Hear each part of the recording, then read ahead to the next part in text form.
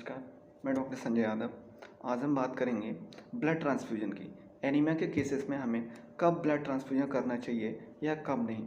Generally देखा जाता है एनीमिया के केसेस में ब्लड ट्रांसफ्यूजन इतनी जल्दी नहीं किया जाता, लेकिन अगर एनीमिया के केसेस में एनीमिया के साथ साथ कुछ अदर सिम्टम्स भी पेशेंट में प्रेजेंट हैं जो मे बी क्रिटिकल हो सकते हैं, तो ऐसे पेशेंट में हमें जो है ब्लड ट्रांसफ्यूजन करना चाहिए। जनरली देखा जाता है अगर हीमोग्लोबिन की वैल्यू लेस देन 7 ग्राम पर डेगा-लीटर से कम है तो बट उसके साथ साथ अगर पेशेंट में हाइपोटेंशन भी है या फिर उसके साथ साथ उसको टैकीकार्डिया के सिम्टम्स हैं, तो ऐसे पेशेंट में हम ब्लड ट्रांसफ्यूजन करेंगे।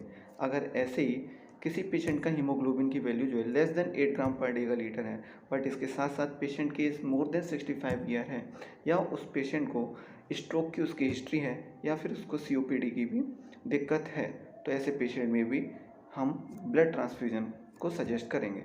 अगर तीसरी कंडीशन आती है, अगर किसी भी ट्रॉमा या इंजरी की वजह से पेशेंट का blood loss more than 1500 ml हो गया है, तो ऐसी कंडीशन में भी हम पेशेंट को ब्लड ट्रांसफ्यूजन कराएंगे।